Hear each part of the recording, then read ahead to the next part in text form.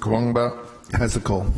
Thanks, Speaker. I rise today to contribute to this debate on the Debt Reduction Savings Bill, and no doubt through my contribution I'll refer to some memory lapses from those opposite. But I've just got to say I do really like to hear the member for Clayfield. He's been here a long time and he's interesting to hear. But he said something during his contribution about 8 assistant ministers, and that's a large number when I believe, could be wrong, but the LNP government had 14 assistant ministers. So I just like to. Anyway, as we've heard already, the objectives of this bill are to support Queensland's contribution to our debt retirement fund, to introduce a fee unit model for annual indexing of government regulatory fees, making the process simpler and more transparent, to integrate the staff, assets, records, resources and liabilities of Building Queensland into the Department of State Development, Infrastructure, Local Government Planning, to pivot the focus of work from identifying and leading business cases for government agencies to assist them in the progression of infrastructure priorities,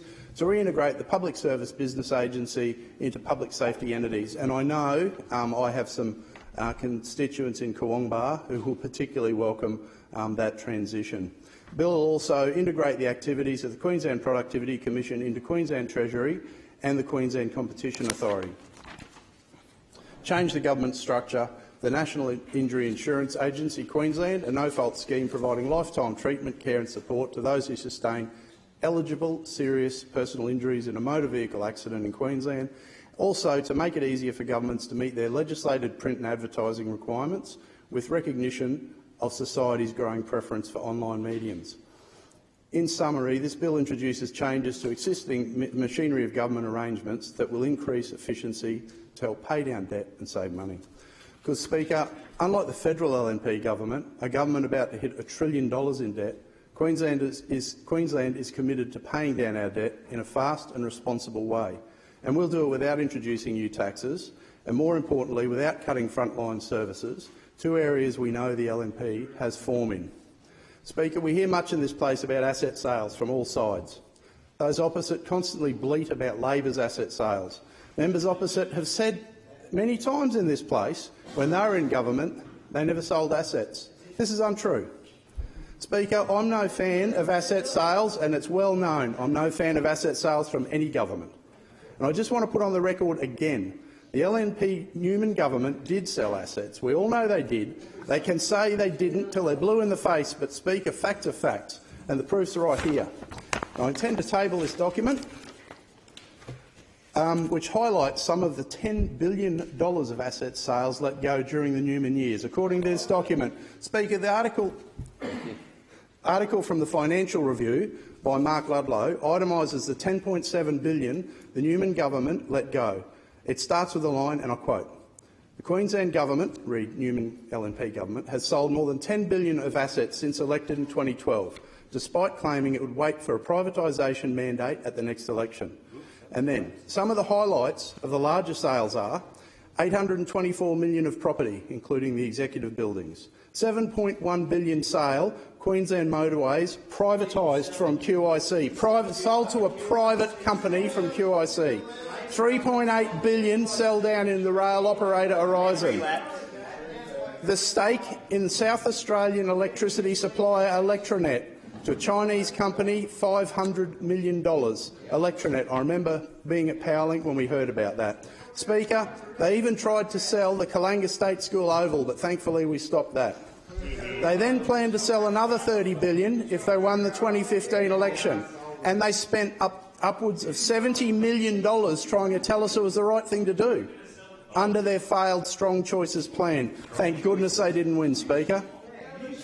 But now, with Campbell Newman back in the leadership team of the party, the sky will be the limit for him, Speaker. Members through the chair. Buckle up, put your helmet on and wait for the sale announcements. Speaker, we've heard much about how the cuts, the LNP, were so brutal to Queenslanders. One that has sort of slipped under the radar that I'd like to highlight. Can you just pause the clock? With the cuts to the pause the clock, Minister, and the member for Gregory. Through the chair, or you want to take it outside? I'm trying to hear the speech and talk civilly. But you have the call. Speaker. We've heard much about the cuts of the LNP and how brutal they were, Speaker. One sort of slipped under the radar that I'd like to highlight was the cuts to the electricity network I worked in. Speaker, we had a redundancy built into our network called N-1. Members will remember the rhetoric from those opposite about gold plating the network. This gold plating was N-1, or redundancy, or to simplify it for those who are unaware, network security. Thank goodness that the majority of the major electrical infrastructure that we rely on in this state was built under N-1, or outages like yesterday's generator fire and system trip could take days to restore. The quick restoration of our power grid was due to our publicly owned network and loyal workforce in the industry. If the LNP had gotten away with selling our electricity network, we'd literally still be in the dark.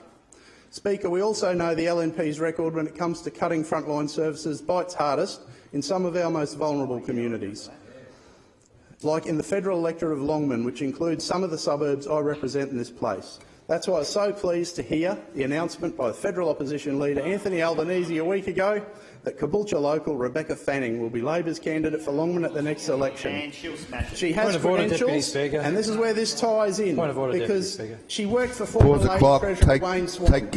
Member for Coronga, take your seat. What's your point of order? As interesting as it is to hear about Labor's candidate for that area, it's got nothing to do with the bill, and I ask you to bring the member back to the bill.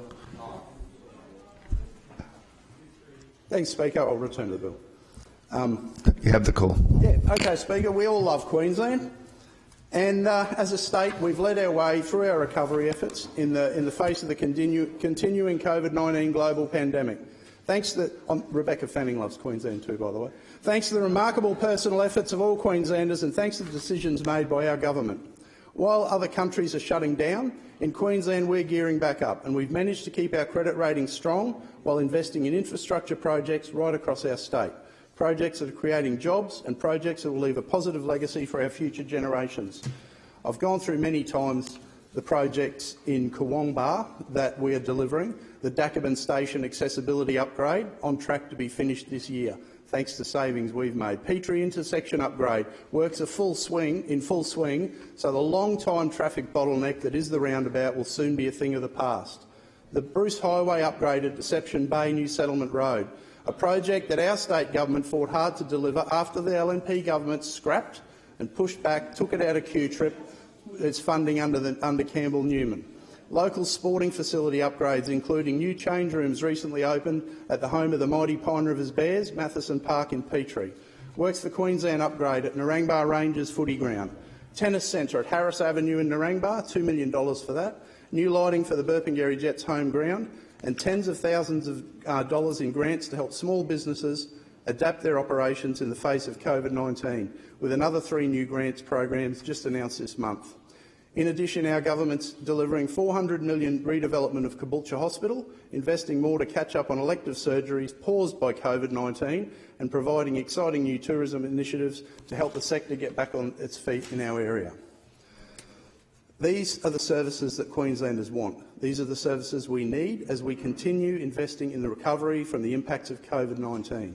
So, like any household or business must do when they encounter a change in financial circumstances, we have reviewed the state's balance sheet, made savings where we can. We have a target to achieve $3 billion in savings over the next 4 years.